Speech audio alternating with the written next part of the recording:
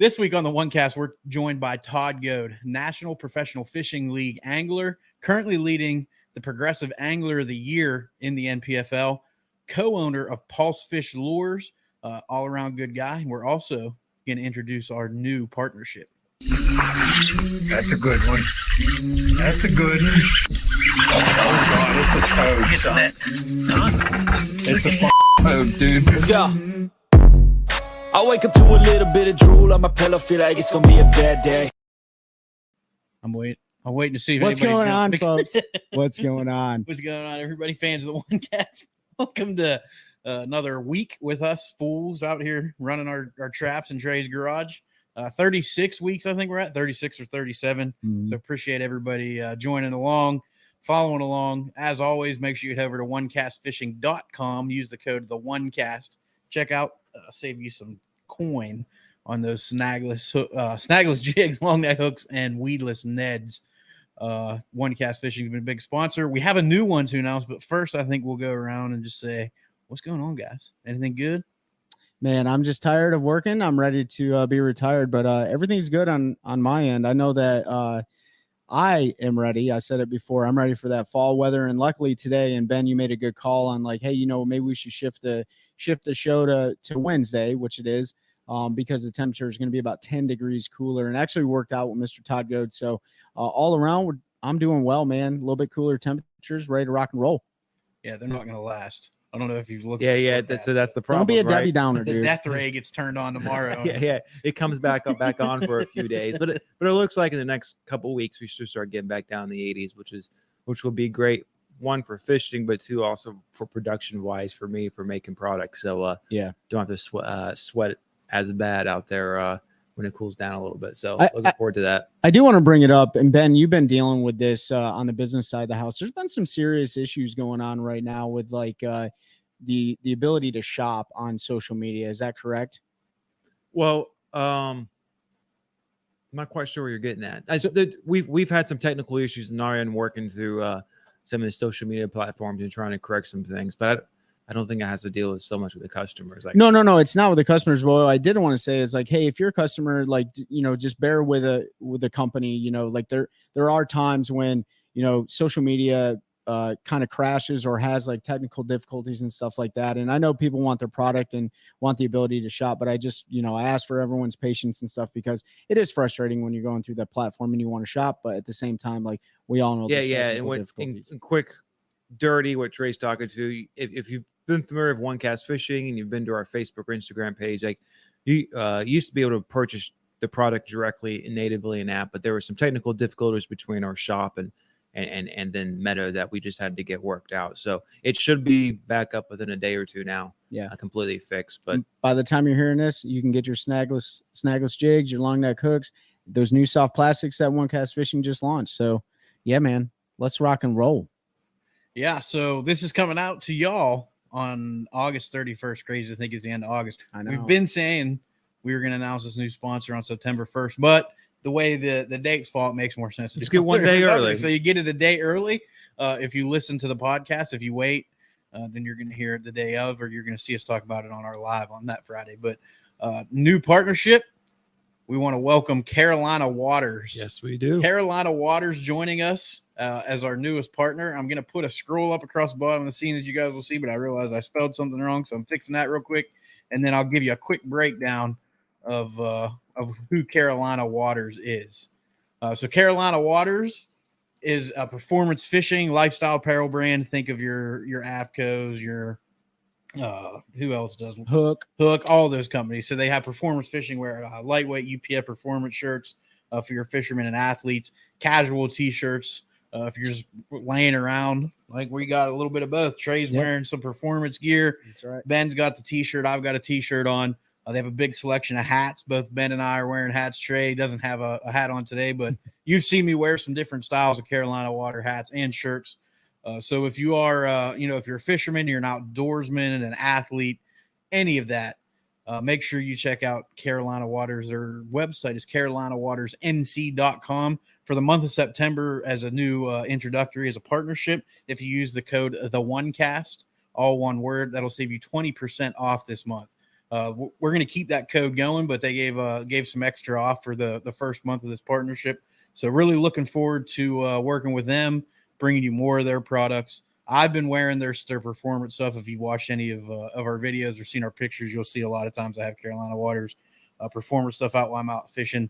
It's great. I love the way it fits, breathes well, and it keeps you safe. I know you see the stuff about people are like, I don't get long sleeves. Well, if you spend a bunch of time in the water like a lot of us do, sunscreen alone isn't enough to protect you from those UV rays. So check out their performance gear, and we'll be talking about them some more. But I don't want to delay too much further and keep Todd waiting. Do you guys have anything else before we bring him on? We do need to say congratulations to, I'm not going to try to say his name, Koya Fujita on his Elite Series victory, his first blue trophy. Won it up there at Lake Champlain. Heck of a week. It was a great tournament, big weights, fun one to watch. So congrats to him on his first Elite Series victory, and they'll be getting ready to go to St. Lawrence. So, and I have to say, man, there's been a lot of rookies this year on the Elite Series that have won. Fujita's won, Joyce Cifuentes has won, Tyler Rivette has won. Tyler's not a rookie, but a lot of either first-time winners or rookies, especially rookies. So it'll be interesting to see their last event of the year. So by this time, everybody will already know the outcome of it. That's right. All right. So without further ado, let's bring in Progressive Angler of the Year for the national leader. I think he's going to win. Don't jinx him yet. from the National Professional Fishing League, ladies and gentlemen, Mr. Todd Goade. Mr. Todd Goade, how you doing today? Doing great. How are you guys doing? Man, we're doing good. Right now, it's like we said, 10 degrees cooler in here, and that air conditioner is working overtime, but we're feeling nice, cool, and comfortable in our Carolina Waters gear. I can tell you that. I bet. It's hot all over the country, and I know we'll probably get into a little bit about Oklahoma, but I was looking at the weather out there, and it's like 110 out there with a heat index. So it's if you were out there, it'd be like fishing on Mars probably. But hopefully it'll cool down before we get out there. We got about another month before we go, and I was looking at the long-range forecast. It looks like if it holds, it'll be 80s and 60s, so it'll be bearable by the time we get there. I know locally we got a little bit of a cool down today. It's like 88 for the high, but tomorrow it's mid 90s. I think Friday was 100, 96 on Saturday. So those heat indexes for us will be up there 110, 115, and then it's always 100% humidity, I swear. So I respect my mother, but Mother Nature, I'm really mad at you right now, just for making it feel like I'm walking into a preheated oven every day. Heck yeah. So Todd, we know a bit about you and your story. Oh, go ahead. Sorry. I was just going to say I lived in pretty close to Lake Lanier for 20 years up until about into 2019, and it's the same way down there. It's 1,000 degrees and 100% humidity. And I grew up in East Tennessee, and moving back, it's really not as hot up there or as humid. It's been in the mid to upper 80s here, and lows in the low 60s in the morning. So it's been really bearable up in East Tennessee, which has been really nice. That's definitely nice. Yeah, Lanier. I didn't realize you lived down there for a while. So you have much experience on Lanier? You could say that. I've made a few casts there. Was real fortunate. Tom Mann Jr. is a real good friend of mine, and another good friend of mine there, Rusty Evans. The three of us fished together, played golf together. We've made a lot of casts at Lanier over the years, so awesome. It's a great place. I'm really looking forward to getting there. And for everyone listening, the reason why that's important, the NPFL's final event for the year is at Lake Lanier. The 22nd, around the 22nd or the 24th of October. Yeah. I think the 26th of October. I think it's the first competition day. So okay, 26th of October. Yep. It's also important, Todd, because the OneCast will also be down at Lake Lanier for you guys' final event. So we're super excited to join you down there. That's awesome. It's going to be a great event weighing in at Coolray Field there. I used to live, I lived about 4 miles from Coolray and had a rent house over there pretty close to Coolray. The only thing I'm not looking forward to is the drive every day, because we're putting in at Laurel Park, which is at the north end of the lake. And having to drive down 985 every day and get off at exit 4 at Buford and come past the Mall of Georgia and under the interstate. That area has just boomed in the last 5 years. And it might take 45 minutes when you get off at exit 4. It really might take 45 minutes to get to Coolray Field from there. So traffic is not going to be fun, but it's going to be a great event. It's a great venue to have a weigh in. A lot of fans will be able to show up there, and it'll be a really good time. Well, it sounds like the OneCast needs to take some orange cones and divert some traffic on the highway so we can make it flawless for to make it to the ramp. So absolutely, do all you can. We will. I think Pete was getting ready to go into this. We know a little bit about you. You got a pretty extensive history. Looks like with you fished a lot of Major League Fishing events, or I don't know if they changed it on the websites, but I don't know if they're always MLF events or if they're FLW events in the past. And now you're fishing the National Professional Fishing League. But can you kind of like take us from the start until you were now, and kind of how you got into this deal, and let the fans know? Yeah, I fished the BFLs when it was FLW for years. Probably, I think, looking back, I think the first BFL I fished was in 2007 in the Bulldog division at Lake Sinclair, and there was like 220 boats in it, and I finished 18th or 19th. So got a check in my first event. Just really enjoyed fishing the group of guys that were there. My good friend Chris Baxter at Zoom, him and I traveled a lot of those BFLs together. Jamie Rampy, Brandon Cobb, we traveled together. Moved over, fished a lot of the Savannah River division because I really enjoyed fishing Lake Russell and Clark Hill and Kiowee and Hartwell, and just have fished a lot of years in the Savannah River division. Fished a Toyota Series 1 year. That was a lot of fun. In 2019, the volunteer divisions regional was at Hartwell. So I still lived in Georgia at the time, and I traveled fishing that division again, and got to see a lot of old faces and a lot of friends that I had fished against in college, and even after college. I lived in East Tennessee in the mid 90s up until about 2000 for a brief stint, moving around with my job. So it was cool to hang out with the Tim Smileys and the Rex Pendergrasses and those guys, and finished. I think I finished 6th in the division that year, and made the All-American through that Hartwell regional. It was kind of a crazy story.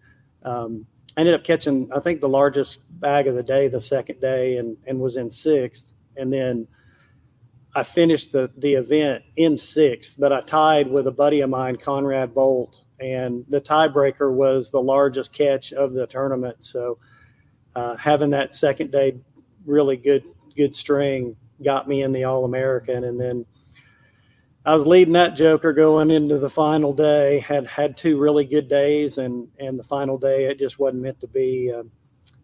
Jeremy Lawyer's team partner, Chris Macy, who's a buddy of mine, we had to be in at 3:30, and at like 3:14, he catches the 4-pounder that beat me. So it's just when it's meant to be, it's meant to be. It's your time. So it's a great week. Really the highlight of my fishing career.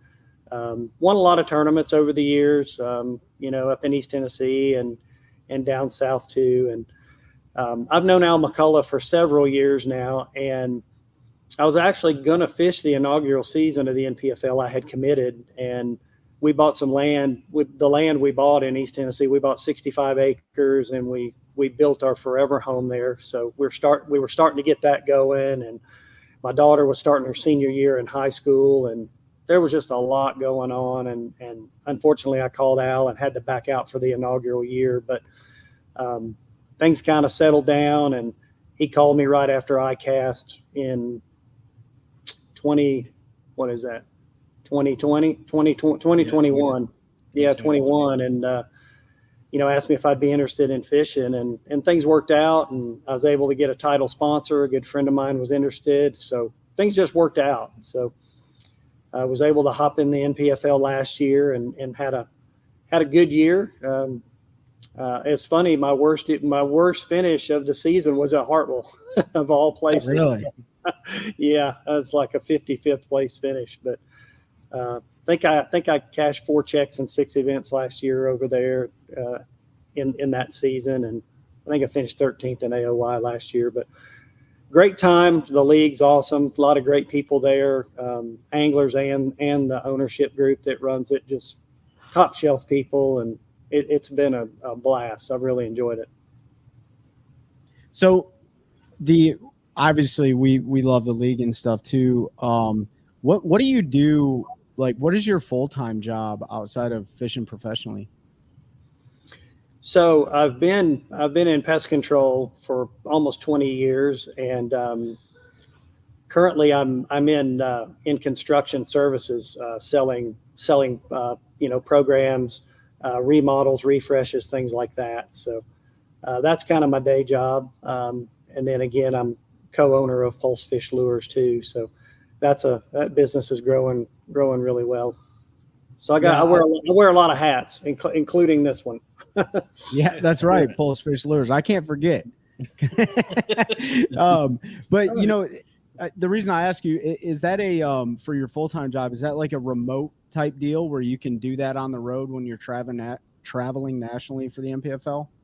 It is. Fortunately, it is a remote position, and I do travel, a good bit with that job as well. But they've got a culture of they call it flex PTO, so you can take as much PTO as you want, as long as you're doing your job. So, I gotta keep doing my job, but yeah, it affords me the ability to get out here and fish as well. Yeah, I think that's important for, I'm sure you see that a lot, like on social media or different forums and stuff, or, the younger guys trying to get into the game, they're always chasing the sponsor deals and stuff like, hey, who's going to pay my way? But, like yourself and a good friend of ours, Destin DeMarion and Mike Corbishley, and there's a whole slew of them. But I think the important message here is like, you can have a job and still fish professionally depending on the type of job that you have. And it's pretty cool that a job like yours and a job like Destin's and so on and so forth support them to use, a national fishing tour as a platform for them to promote different types of product, but at the same time still being able to do their day job and stuff. So it's probably a grind for you though, especially when you're fishing and you're having to do work after the fact, is it not? Most of the time I've always been I grew up in the restaurant business as a kid. My grandfather was in the restaurant business. My grandfather was one of the early founders of Piccadilly Cafeteria back in the 40s. And my dad worked for him for 37 years. And I was washing pots for my dad when I was 14. So, moved into like cooking type things as I got a little older, and that job really taught me time management, and I have a task oriented brain. So I'm able to just knock out a lot of tasks at one time. And I'm the kind of guy that I like to touch something once and move on and not have to go back to it. And I just, it's worked for me, having that kind of task oriented brain. So I usually get 60 to 100 emails a day, and, just there's a lot of moving and shaking going on, but I make it work. It's never become a grind. I mean, they've nicknamed me Paw Paw on the league. Luke Duncan said I named myself that, but I actually didn't. Pat Walters nicknamed me that, but it's never been a grind. Life's just too short to be miserable, man. I just got a positive attitude. Things are great. Are some days a little better than others? Yeah. But I've just always just had that positive mindset, and it served me well over the years. So I'm able to juggle a lot of chainsaws at the same time without losing an arm. So, and it's kind of, well, I was just going to say, my years in pest control, that's how I got associated with Safe Haven. I met these guys like 4 years ago, and the owner is an avid bass fisherman. and Safe Haven. Any of you have been in a Home Depot, a Lowe's, a grocery store, and you see a bird flying around in there? They have it. The technology is patented. It's called mist net technology, and they guarantee humane removal of birds from any commercial setting up to like 2 million square feet, or you don't pay them. And I introduced them to several of my national account customers a few years ago, and they're doing great. They took care of my customers, and that relationship has really blossomed. So they do a lot of nuisance wildlife and really any job. Their answer is yes. What's the question most of the time? So it's been great having them as my title sponsor this year, and especially like Destin with a non-endemic, who's a buddy of mine too, and to be able to have a non-endemic like that, somebody that fishes, that tournament fishes, that gets it, on your side, in your corner, that's just paramount to us anglers out here, is to have those kind of relationships. Yeah, especially in a time in angling when the non-endemic sponsors aren't there like they once were. We talk about it a lot with Destin's, and Harvey's a friend of ours. He's been on. We've talked about how, when we all grew up watching it, and I'm sure as you were coming up, everybody was sponsored by, Citgo's on everybody's shirt. They were basically getting fuel for free. They were giving them a boat every year. They were throwing trucks at them to drive all over the country. And then as that dried up, those non-endemic relationships have become less and less. I'm starting to see a bit more come back, especially the higher the level you get. I noticed like the media coverage and the reach that you have locally is starting to appeal to those local companies. So you're starting to see more Bob's Hardware, on somebody's jersey that's fishing the NPFL or the Elites or the Bass Pro Tour or anywhere where there's that exposure, because there is exposure to you. Your local fans are watching. They know it's a hometown kid, and they see, Chuck's barber shop on his jersey, and they're going to go down there and get a haircut. So I'm hopeful that it comes back. I don't know if we'll ever see it on a national scale like we did, back in the early 90s, through most of the 90s and early 2000s, where it was kind of those big national companies were doing it. But hopefully we do for anybody that's out there chasing it. I'm sure you would love to have some of those non-endemics like Citgo or somebody come calling. Yeah, and I things are cyclical. I think some of that stuff probably will come back around. To your point, Nick LeBrun's a good friend of mine that fishes a Bass Pro Tour. His title sponsors Covington Lumber there in Louisiana, and he's got a great relationship with those folks, and they have no intention of going anywhere. So, like you said, it's all about creating value for your sponsors and what you can do for them and how you can influence buying decisions, get them in front of the right people, and just be out there and be present and be a good steward of their business. It's that those things generally makes it work out really well with every sponsor, not just the non-endemic, but you gotta find ways to create value, for everybody that you're partnered with. And I think obviously you presented an excellent example of that when you talked about Safe Haven, and your full-time job. You saw an opportunity for some of your customers to say, hey, you have these problems with these birds or, whatever kind of critters are getting into your store. I know a guy that can help with that and do it humanely. And you can kind of make those connections. And it's just another way to prove your value. And it's one of those things like we've talked about with a lot of folks that have been on. And I'm glad we keep going down this road, because I think it's important for anybody that wants to do this for a living or attempt to do it, how important the sponsors are, but how much work and value you need to actually provide them. Nobody's going to just hand you money to put a name on a jersey and that be the end of it. You need to be able to use the product, talk about the product, mention the product when the opportunity is there. And that was a great example of, an opportunity to bring your lives together and make a win-win situation for everybody involved. So I appreciate you sharing that with us. And I want to jump in on this. And like Pete said, I'm glad you talked about this. It's a consistent narrative that we hear out of seasoned anglers that are fishing nationally. But, like you are, and we want to get into this, Pulse Fish Lures. I'm sure you're probably already getting hit up like Ben, owner of OneCast Fishing.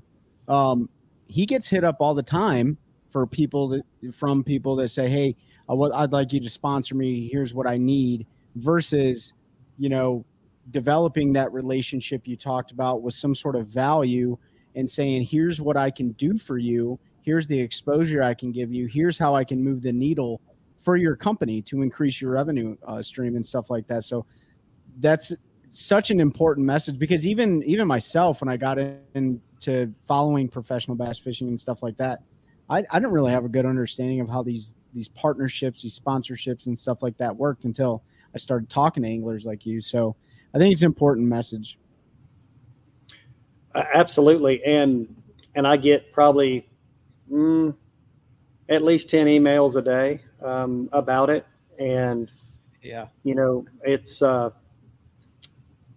I can't remember who said it, but I think it might have actually been Swindle on a podcast was talking about this. But, I have people that you run the gamut of people that just email you and say, send me some of your product and I'll try it for free. And, they don't understand the business aspect of running a fishing lure company. I mean, it's, we're not multi-millionaires. This isn't Berkeley. This isn't Strike King. This isn't Lose. We're just a small company that's growing, and we're fortunate we actually sponsor Matt Airy, who's a North Carolinian there around you guys and over in Shelby, and Brian New, who he's moved to South Carolina. But we partnered with those guys and early on, and New goes out and wins. I was fortunate to get the title sponsor spot on his boat his rookie year on the Elite Series, and he wins the first tournament right out of the gate. So that put us on the map really, really quick.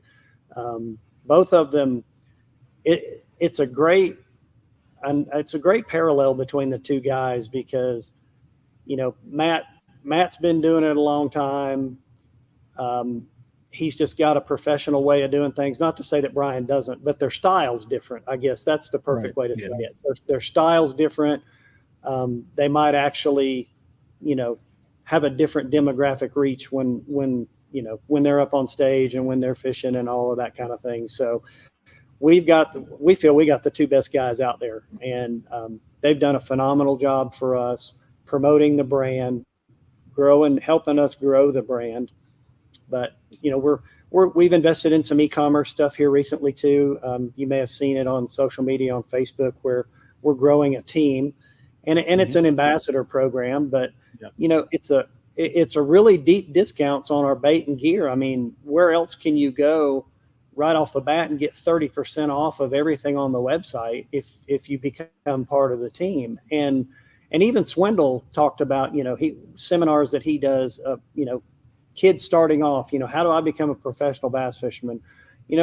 Start with some of those smaller companies, and to start, if it's just for a discount, that's great. But then show them how you create value, and not just think you're Kevin Van Dam overnight and think everything you get is free and I should be writing you a check. Earn your way in this industry, which is what I've done. I've been doing this a long time, and I've got a lot of long-term partners, on my jersey because of that, because of the value I've created, the little extra that I've always done for sponsors. And it comes back to you in spades if you do that. So, I mean, for example, the guy that fished with me the first day in the All-American is a co-angler. His name is Nathan Quince. He started a YouTube channel. He's got a big following. And he posted a video about our 1/8 ounce pulse jig, and I didn't even know about it. And we start getting all these internet orders, pa-ching, pa-ching, pa-ching, and this was last year. And he reached out to me and said, hey, I fished with you in the All-American. I don't know if you remember me, which I did. But I got on the phone with him and I was like, man, that's awesome, Nathan. Appreciate you doing that. And him and I worked out a little partnership deal because he went above and beyond. He's done videos with Cast to Catch, with our products. So, those are the type of people we want to partner with. and we gave That's him right. a discount code to promote, and we're actually paying him a commission every quarter for the revenue that he generates for us. That's doing it the right way, creating that value for that company. It's a win-win. So I think, a lot of folks just starting out or really trying to grow their portfolio, if they would take an approach like that and do the little extra, that's what's always made me successful in both fishing and in life, in my day job. It's just do the little extra. Yeah. Yeah, absolutely. I know Ben's done a lot of that with OneCast Fishing, but since we're on the topic of pulse fish lures, can you before we jump into the NPFL stuff, can you kind of run down like how that came to fruition and where that opportunity arose? How do you say that? Came from? Sure. So the guy that invented the pulse jig, it's a scrounger type bait. His name is Randy Link, and he's just a tinkerer. He was a Ranger Boats rep for years and years, qualified for the Bassmaster Classic back in the Hank Parker days. And him and Hank are really good friends. And he's always been a tinkerer. And he invented this thing, I'm not sure, probably 2010, maybe, somewhere in there. And it really, I've thrown it not long after that. I found the bait, and I'm a scrounger guy. I've always been a scrounger guy. Years and years ago, Aaron Martin sent Tom Mann some of the original, what he called the 1/4 ounce long bill scroungers to try out. And Tom and I went out to Lanier. This was back in 2008. And I mean, we wound them up on every place we stopped. I mean, 3s, 4s. I caught a 5-pounder that day on it. It was stupid.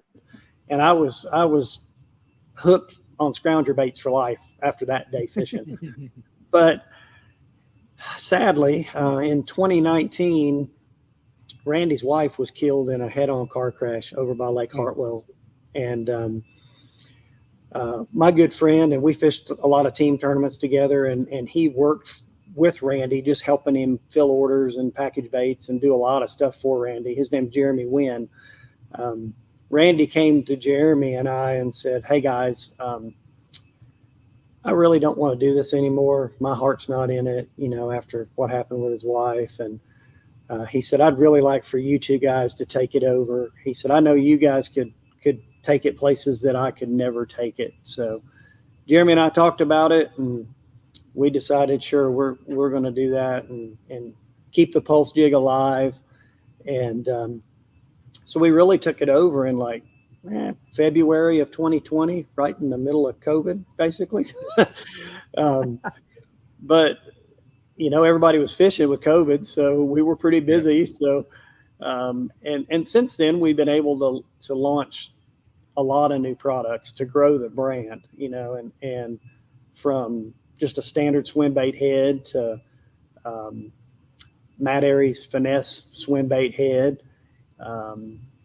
Brian knew we've got a 1 ounce bait. It's a big 1 ounce bait. Now it's got an 8-aught Gamakatsu hook in it. It's for ledge fishing, like throwing Magnum flukes and jerky jays, things like that. It's called the Boss Man. But I mean, we've got swim jigs and spinner baits and a nighttime spinner bait that's incredible called Night Vibes. I've caught more fish on Douglas at Cherokee at night. We have one color called Purple Dawn. It looks like a morning dawn skirt with a nighttime spinner bait, and the bait's got a 6-aught Colorado blade on it. It's a thumping. Oh man, it will flat out catch them. So, we've grown the brand. We're continuing to grow the brand. We've got some other products in the works. We've got something really exciting that's going to launch in January. Matt and I have been working on. So, it's out of tragedy comes, something good. And Randy's doing great. We send him a check every quarter too. So he's still a part of it. And, it's been a good story. So yeah, that's I told you that we had a conversation. We had a show with Matty Wong. Was it last week before last week? It must have been, right? You know, and he has a really cool story. If you get the opportunity to listen to that episode, check it out. But I said that I kind of said, I was like, man, when tragedy creates opportunity. And you hear that a lot. That's throughout life in general. But, you know, there really are a lot of opportunities that come out of, you know, maybe tragedy or something else. And it's really cool to see you jump on that. And I think the other cool thing is there's a lot of anglers on tour, you know, like KJ Queen, he has Queen Tackle. You have Pulse Fish Lures. I don't even know the other ones right now. Taylor Watkins. Taylor Watkins has Omega. That's right. Taylor Bump. I forgot about Omega. So it's pretty cool to see all you guys, like, you know, also have another revenue stream to feed, you know, the fire of fishing the national level. So, and then you get the opportunity to just create, like, unlock that imagination and do some creative stuff that's going to help you, you know, on the tour. So for sure. Yeah. And we, one thing I will share, I mean, we have a swimmer too. It's a Seville type swimmer, but it's handmade. And, the guy that builds them for us, I've known him for, at least 15 years, if not 20.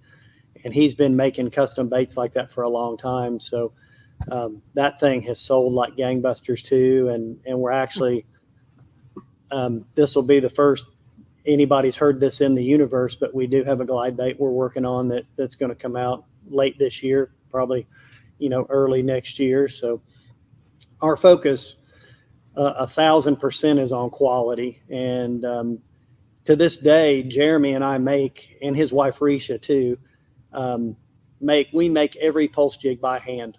We put the bill on the bait still to this day. Every one of them, we won't send it out the door unless it's perfect. It has the right cup in it and the right action. And, you know, our thing is, you know, made in the USA. The spin caster that makes our heads is in Alabama.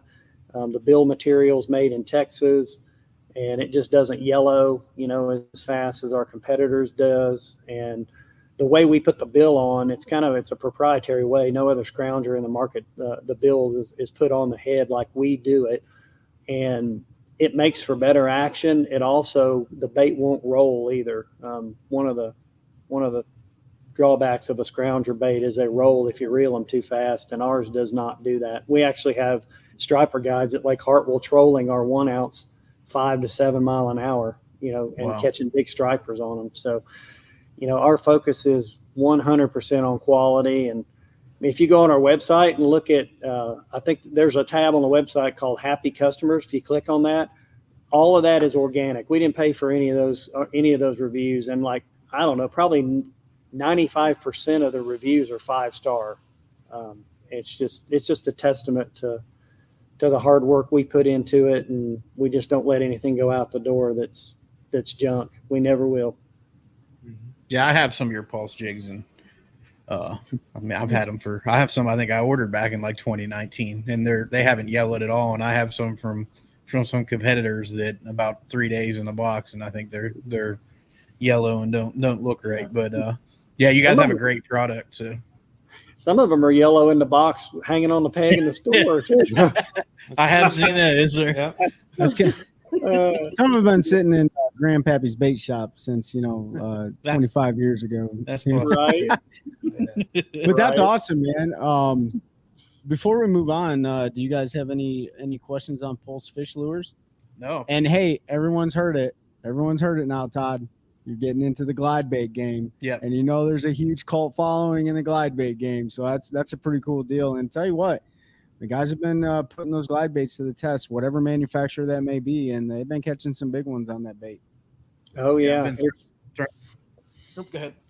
It has been catching a lot of big fish this year, and you know, again, our glide bait we won't release it to the public till it's right, with the right action. You know, so we're testing it currently. There's we may make a modification or two on it, and you know, but it's gonna be right when it goes out the door. So and it'll catch them too. So awesome. Well, you'll for sure be getting some of my money because I'm in the glide bait. So yeah. always ready to add a couple more. We all know Pete's got like $10,000 for the glide baits. I'll be trying to figure out how I can prove that bad one. I'm like, Ben and I would be like, Pete, you throwing those glide baits? He's like, nah, I'm too scared to lose them.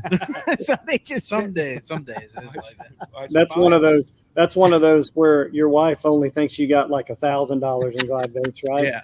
No, well, unfortunately, she works in the industry and has her finger on the pulse, so she knows. So, like, it's such a cool thing. Like, they order tackle together. Like, I don't know how you can have a better, system, man. But it works for me because as long as I order 2 of whatever I'm getting, so I can give, so she can have one, because she knows when I'm ordering it, there's a reason. So I'm good as long as I get 2.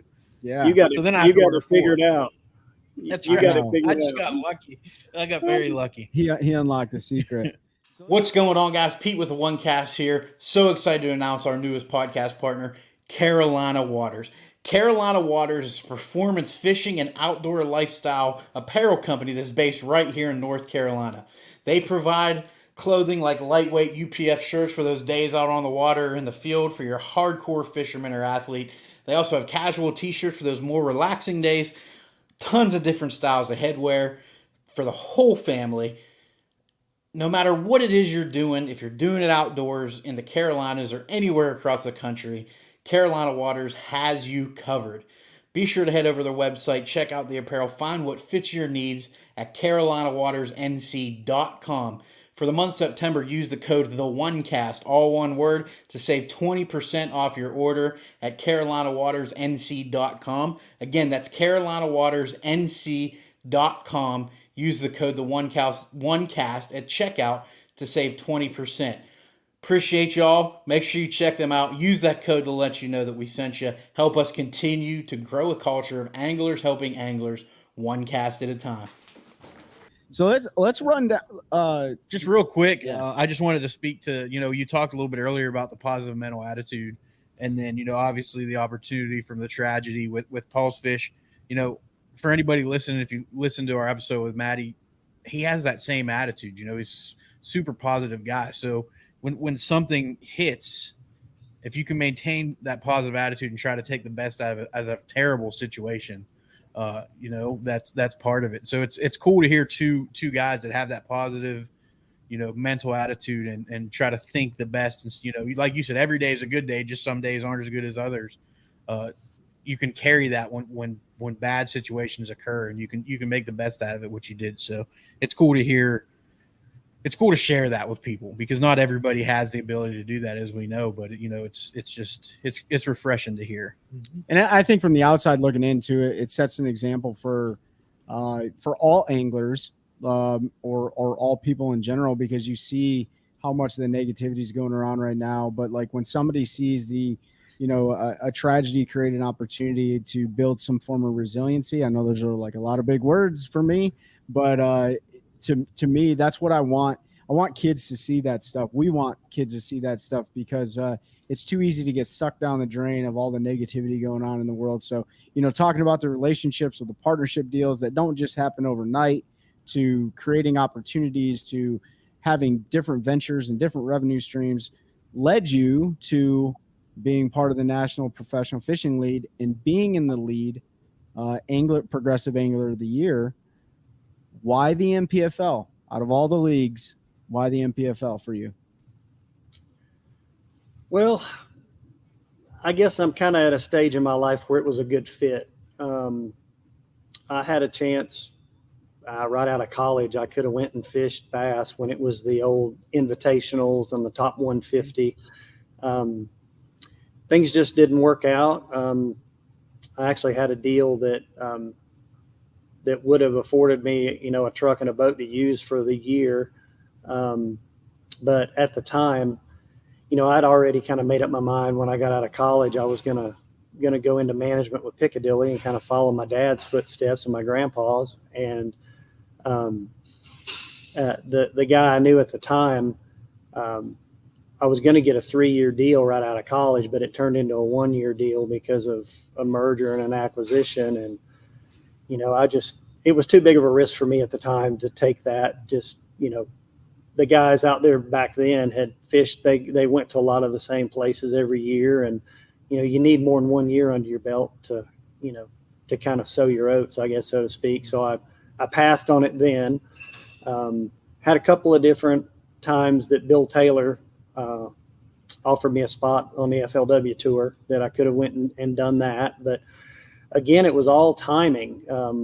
My oldest daughter was playing travel softball and high school softball, and my youngest daughter, my wife and I divided and conquered. She took the younger one to t-ball, and I took the other one to travel ball, and we run the roads with tournaments, and wouldn't trade a minute of that for anything, because both of them played college softball. My oldest one played at King University up in Bristol, Tennessee, and my youngest, she's 21 now, but she's playing at UNC Greensboro, actually. She's a starting pitcher there, and they won the Southern Conference this year and made it to the NCAA. They made it to the World Series and got to watch Clemson tag them pretty good in the first game, unfortunately. But it was it's wouldn't trade a minute of that for nothing. And again, I'm kind of at a time in my life where things have kind of settled down. My wife and I are empty nesters, and I said, hey, let's give this a go. I've always been competitive in tournaments, and I've done well, and I felt like I could compete with those guys out there if I just had a chance to get out there. So that's really the reason for the NPFL. It's all been timing. So unfortunately, it took me to 54 years old to get there, but hey, age is only a number. My dad is 80. My dad's 82 years old, lives in Lubbock, Texas, and he still fishes tournaments, still fishes in the bass clubs, got a 17-foot Triton. I taught him how to read his Lowrance graphs. He's got 2 8s on that thing. I taught him how to fish offshore deep for spotted bass, and he's beat the brakes off those guys out there for many, many years now. That's awesome. So I think, you're absolutely right about fishing. Age is a number. It's one of those sports that you can go chase your dreams at pretty much any age. And I think what you said there, about timing being right, we've had countless anglers on, regardless NPFL or from bass, fishing the opens. Like, it is such a grind, and there's so much time away from your family, is that some folks, it's just not right for them at the time. But with this sport, you can be 54 years old, 60 years old, and still be a rookie. Come out, if you qualify, you can be a rookie. If you can hang with them, you can do it, which is unlike probably any other sport or hobby out there, is that you can do it at any age. What's one question I had for you was, so you fished the BFLs or the FLW, whatever they called it back then. Toyota is made. Yeah, you said it already. Yeah, well, they've changed names so many times. But so you fish those. It sounds like regionally. I know you've picked and chose different divisions depending on championship. But and so you've traveled around certainly a little bit. But was there a big transition, learning curve? Obviously, you did very well last year. You're leading this year, so this might be a terrible question about if there's a big learning curve or anything. But was there anything going to the NPFL where you're traveling all across the country? You have, a certain amount of practice days. It's 3 days in the water, a little bit, little longer format than maybe a traditional where you were used to fishing. I normally for BFLs and I usually practice for 2 days for the BFLs, and the Toyota series was, normally, 3 or 4 days, and kind of worked an off day in there before the tournament day. So that part of it, really, that wasn't that much of a change. And, the venues we went to last year, I'll just have to say, being from East Tennessee and fishing those lakes up there really suited the style of fishing on the schedule last year. Going to Cumberland right off the bat, fishing at Watts Bar, I had some history there, and having sucked the last 2 years in the opens in Florida, I learned a lot while sucking, but it allowed me I had a really good event at Toho, the last event last year in November. So just got a lot of experience, on those type of bodies of water, and as much as I've learned over the years fishing for spotted bass too, down there at Lanier and Hartwell and Kiwi and Russell and those places. So most of the lakes we go to just kind of fit my style. I like to do a lot of different things. Duncan will say I'm just an old worm dragger out there, after Santee, but I like to do a lot of different things. I love to catch them on spinnerbait, and you might have seen some of the footage up at Saginaw, the last event we were just at. I had a buzzbait locked in my hand when I was largemouth fishing, pretty 90% of the time. And man, how fun is that to catch 50 a day blowing up a buzzbait? I mean, it doesn't get any more fun than that. And so the venues have kind of fit my style, and I will say I enjoy having the off day, with the NPFL. I think it's really cool that we get out and do some outreach in the communities that we're at. I've participated in some of those, and sometimes my travel partner, who's from Michigan, a really good friend of mine, Angel Rosario, we work on tackle. We snuck off and played golf before on that off day, and just kind of a, just get, not that we're getting away from it, but it's fun to just go play golf and just have a good time cutting up. And, it's been a really fun time on the NPFL so far. You're not the first angler who has told us that East Tennessee has been a great area to basically prepare to fish all across the country, because within your small little 3 or 4 hour radius, you can ledge fish. There's grass on the lakes. You got smallmouth, largemouth, spotted bass around. You don't have to go very far to fish all different types of conditions. Whereas if you're down in Florida all the time, it's pretty similar. Yeah. I know if you're up north in certain places, you'll have grass and stuff too, but sometimes those smallmouth act different up there. That's right. It's definitely not the same. Yeah. The grass we get up north growing up there, it's not the same. Yeah. They act different in East Tennessee. I mean, you can catch them at Cherokee out there on a small swim bait and a Demiki in the wintertime. But like you can go up to Bristol, an hour and a half from my house, and fish South Holston, and that water's gin clear. You can pitch a quarter in the water and see it down there, go down 20 feet. I mean, there's a lot of diverse styles of fishing from, Chickamauga, Watts Bar, all the way up, to Watauga, South Holston, Boone Lake. Just a lot of different types of fishing. And even on Cherokee, you can go up the river and fish dirty stained water, or you can go down the lake, go down toward the dam and fish a little clear water. The same goes for Douglas too. Douglas is in a little bit of a downturn right now. It's got a blue 1.5 million pound in it. They've put some regulation in. Hopefully it'll help to kind of grow those and get that year class grown up a little bit more. But there's a lot of that size fish in the lake. So, but yeah, there's a lot of diverse fisheries around, where I live, which is fun. It's almost, depending on the time of year, it keeps it fun there. It's like going to a new lake sometimes. Yeah. I'm from Kalamazoo, Michigan originally. I'll never move back because I don't know how I could deal with not being able to run the boat 365 days a year. But I do have to give the North a shout out though, like the fishing up there. And I did watch some of your footage the other day up in Saginaw Bay, and unfortunately I've never fished there before. But the fishing in the North is just amazing. I mean, multi-species, like everything is just fun to catch up there. And I know you get frustrated when you catch a giant northern pike on a buzzbait or whatever the case may be, but it's still fun. But in practice, especially. Yeah. I mean, you're probably going to go through a lot of buzzbaits. But I mean, you got a lot of hammers on your heels right now. As you're leading Progressive AOY for the NPFL.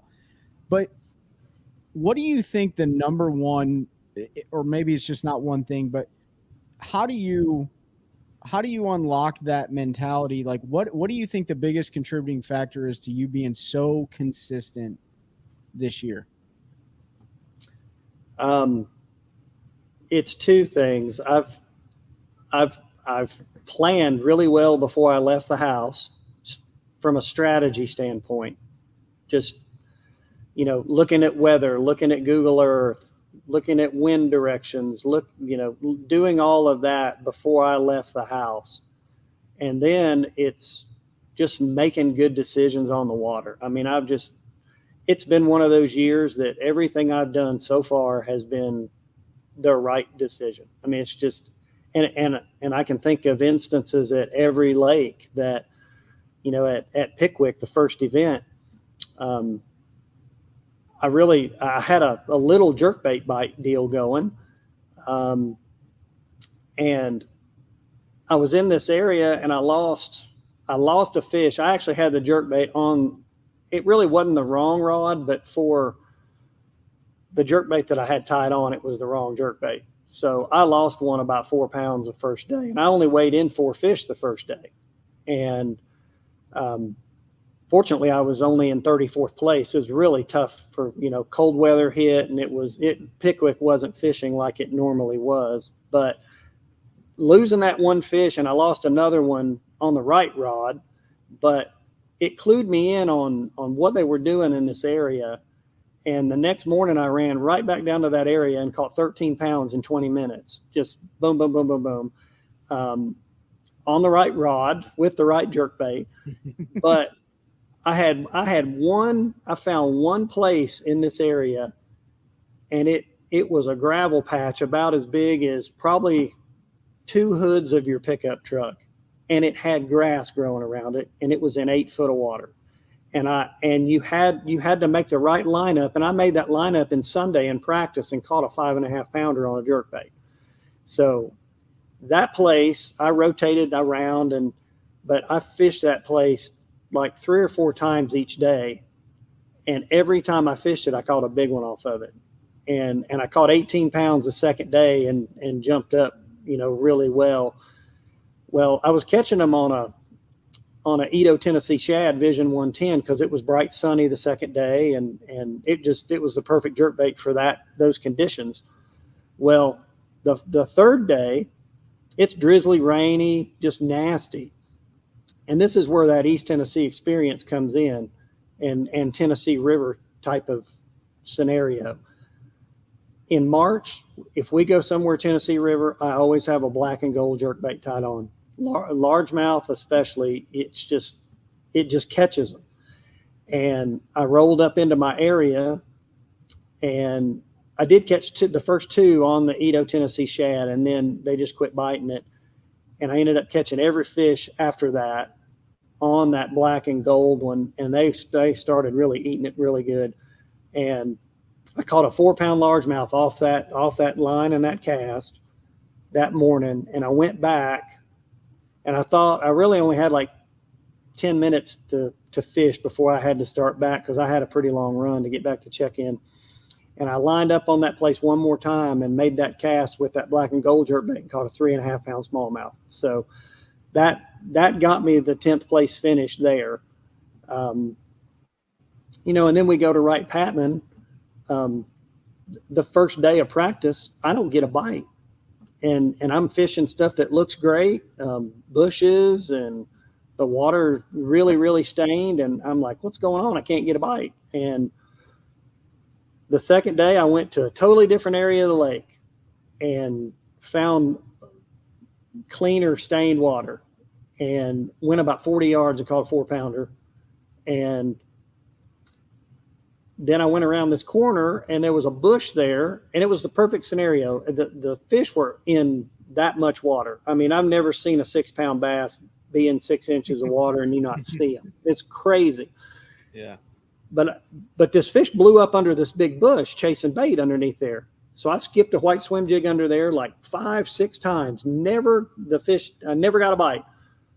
Picked up a black and blue one that I'd put a rattle in, made one cast with that joker underneath that bush and catch that 6-pounder. It was crazy. So, and that was Monday. So I went about 50 more yards and I catch another 4-pounder out of the same kind of bush. And I put the rods down, never made another cast in practice. And all I did was mark those kind of bushes in the area. I was in a big area, but I was able to strategically mark those areas and come back to them. And I mean, I catch a 7-pounder the first day of the tournament. I mean, it's just a really, really good tournament. But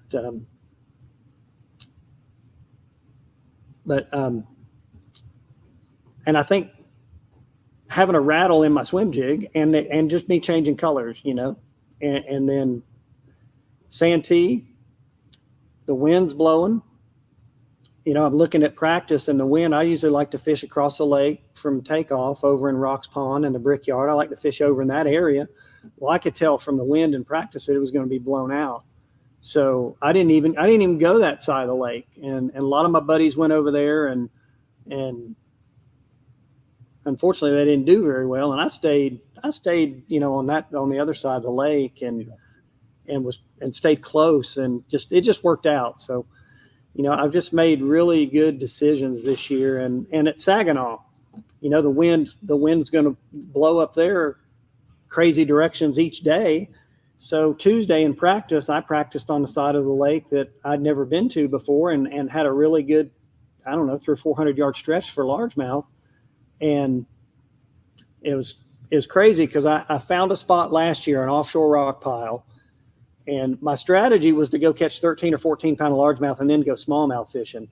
But this rock pile was so close, in takeoff when you come out of the river, it's 7-8 minute run to this rock pile. So I'm like, I'm going to start there and then I'll, go largemouth fishing. Well, I roll up there and my second cast, I catch a 479 smallmouth. I mean, and in 20 minutes, I got 15 pounds, almost 15 pounds. I'm like, well, I just did it in reverse order today. and then I went and got history is important. That's right. Yeah. And I never even practiced this place in practice because I knew how good it was. I caught a big one there last year and it was just full of fish, but it's a shallow one. And the second day the wind blew it out. I never got another bite on it the rest of the tournament, but that, that first day I had almost 19 and, it kind of made my event really. So I say all that to say I've just made really good decisions this year. I've zigged when I'm supposed to zig and zagged when I'm supposed to zag. One of my buddies told me that I could probably fall out of the boat and not get wet right now. So just going to keep after it. And, if it's meant to be, it'll happen, What would it mean to you to, and I don't want to jinx anybody, but what would it mean to you to win that Progressive Angler of the Year for the NPFL? Man, it'd be something special to be able to pull that off. Just the fisheries that we've went to, the diversity in those and the ones we have left, and the guys and gals I fish against. I mean, this is a league of hammers. I mean, it's a really good group of guys that catch them, and as I'm Corbishley takes y'all's money over there pretty regular, and Trent Palmer, he took my money at Lanier, for quite a while, and he's a good buddy of mine. Patrick Walters, Quentin Capo. There's just so many good guys in the league. Jesse Wise, Timmy Reams. You can just go on and on and on, and it's just a solid group of guys. Sheldon Collins. It'd be really special. And there's a lot of fish to catch between now and then. So I'm not getting ahead of myself at all, but it would be special to be able to win it for sure. So speaking of those fish, we know the next one, we're about a month out from Eufaula, Oklahoma. How are you looking at that ahead of time? I know you're starting to look at weather forecasts and all that. How do you think that one's going to shape up to be down there? Well, it's really hot there now, and I think by the time we get there, I'm sure the water's in the 90s out there now, and in the fall it's going to be probably fish feeding on small bait. It's going to be tough. It's going to be a tough event. It's going to be a grinder for sure.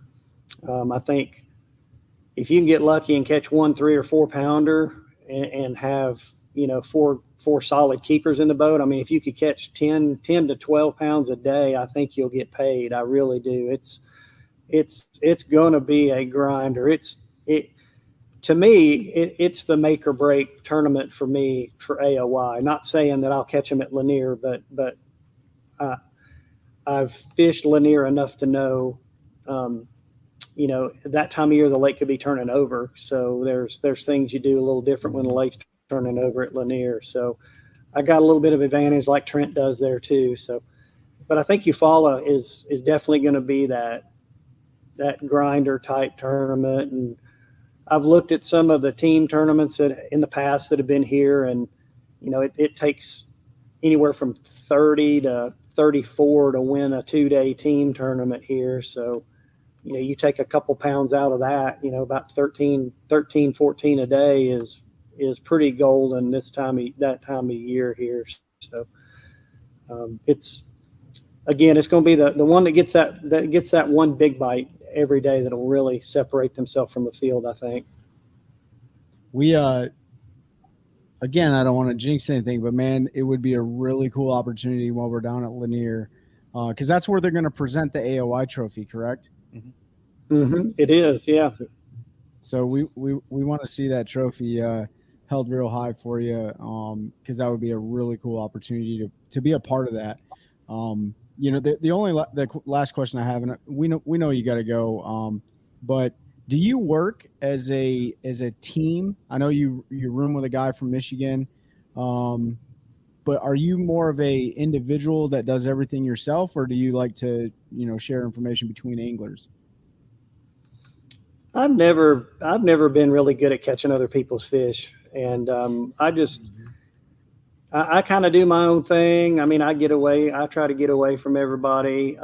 My travel partner and I, we share info on, types of places we caught them on, baits we've caught them on, stuff like that. I mean, we share information that way. And I work with, a few other guys out there, and we don't talk about places, exact places or anything specific like that. It's more about type of area you caught one,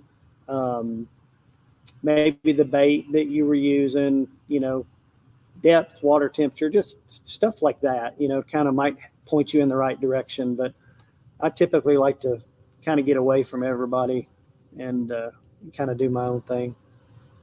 Yeah, there's nothing wrong with that. You see it more and more people talking about, all these folks rooming together and they have an unfair advantage, or they're fishing like a team. And I try to tell people that I don't think it's that way at all, because I know how I am with people that I know, and it's the same thing.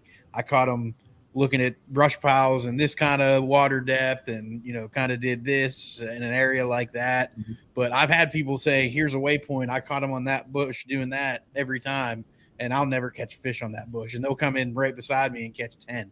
Like you said, it is very hard to catch another person's fish. So I think that gets blown out of proportion because there's certain people that use it as an excuse, like, oh, I can't beat that guy because he's got 10 other guys on tour that are helping him and giving him where fish are. And I think sometimes that's a little bit of an excuse that we make up in our heads. But appreciate you sharing. That was a good question, Trey. It's one we've asked some other folks, and it's a similar kind of deal. You got to have that village that you can share a little bit of info with one another. But at the end of the day, you're still competing against each other, and you might want to see your buddy do well, but you don't want to see him do as well as you. Yeah, you don't want to be the first loser, but at the same time, like, it's always cool. And that's the cool thing about the NPFL. They really, the anglers do it, but the league itself has created a really cool culture to be a part of. So and you said it's all a timing deal, and I think kind of timing worked out really well for you. I mean, heck, even timing worked out well for us in our podcast, and being friends with Brad and Paul and everyone in the league. So but I don't want us to keep you too long, Todd. Yeah, go ahead. I think the last thing we really didn't do is Todd, we always like to give our guests the opportunity to shout out all their sponsors, the folks and the companies that allow you to do what you're doing. So take the time, and we know you've already talked about Pulse Lures, but there's several other companies out there too that help you out. So absolutely. And before I do that, Trey, I also want to thank you for your service. And I also wanted to tell you, my daughter that's at UNC Greensboro, she just enlisted last week, and she signed up for 6 years. So Thank you for your service. And I told her, I said, I don't want to, when you go to basic training, I don't want to hear a word about how tough it is. You ain't calling me, tell me that. You're going to have to tough it out. So that's right. Well, you could. Well, first of all, I appreciate that, Todd, and secondly, call me if you have any Army I don't know if you can listen to the Army or whatever, but any military questions, whatever more. Yeah. Okay. Well, then holler at me. Let me know. Yeah, for sure. And I've got a lot of sponsor partners for doing this for quite a while, and I hope I can remember them all. But Safe Haven, of course, they're my title sponsor. They're incredible to work with. Bait Works, great tackle store there in Springfield, Missouri. They've got over 20,000 SKUs of products. I think a lot of people don't realize just how much tackle that they have there. Just huge place there. Zoom Baits, I've been with them and known those guys forever. I actually had them run me a special color of worm I'm going to try out in Oklahoma, so hopefully it works out. But I've been able to invent a couple of baits for them. The Beat Down the Ned Rig worm, that was kind of my deal, and several colors out there. Killer Dawn was one, Killer Blue, a couple of cool colors. So really, just love working with those guys. Z Decals, best boat wrap company in the business, and vehicle wrap. Arc rods, Louie and them make an incredible rod. I've used mostly the Tharp series rods this year, and the reinforcers, and I've been using their reels too. Their gravity reels, those things are great. They'll cast a mile. You can throw a bait a mile with those things. Seagar, power pole. Running the power pole charge too. Lithium Pros. I've got all 4 lithium batteries in my boat this year, and that Lowrance Ghost trolling motor, I can put it on high, and it'll push that Skeeter almost 4 miles an hour. It's ridiculous, and you just go all day. They just you can't kill them. So incredible batteries. Lowrance, of course. Sonar Pros. Trent's company, little company that could. He's helped me out. Good dude. Boat Logics, I've run their mounts now for many years, and you just can't. You go up north, you need Boat Logics mounts on your boat. That's just it. Bahio sunglasses, those things have been really great for me the last couple of years, and like I say, I know I'm forgetting somebody, but Green Pond Landing, Neil Paul there at Lake Hartwell. Neil's a great friend, and been a great partner to me over the years. And lastly, John Meagle Chevrolet and John Meagle Ford there in Dawsonville, Georgia. Those guys, I've bought all my vehicles there since probably 2015, and those guys are in the fishing business. They fish, they hunt, they get it. They really help people out. Give them good deals on vehicles. The service is great. So they've taken good care of me the last couple of years too. So, and it's got a lot of great partners out there that allows me to get out here and do this. Awesome. Well, we appreciate it, Todd. We want to see you hold that big gold shield over your head at Lake Lanier, but you got to tackle Eufaula, Oklahoma first. So we're pulling for you. We appreciate you coming on the show. You guys got anything? Just if you can do me one favor, when we stop recording, just hang out for a second before we let you go. But other than that, I don't have anything. So appreciate everybody listening. Make sure you check out the links below. I'll have Todd's socials on there so you can follow him. Make sure you keep checking out the NPFL. We're definitely pulling for Todd for AOY. Hopefully we'll get to take some pictures with him in that big gold trophy down there at Lanier in October, and continue to help us grow a culture of anglers helping anglers one cast at a time. That's a good one. That's a good one. Oh, God, it's a toad, son. It's a toad, dude. Let's go. I wake up to a little bit of drool on my pillow, feel like it's gonna be a bad day.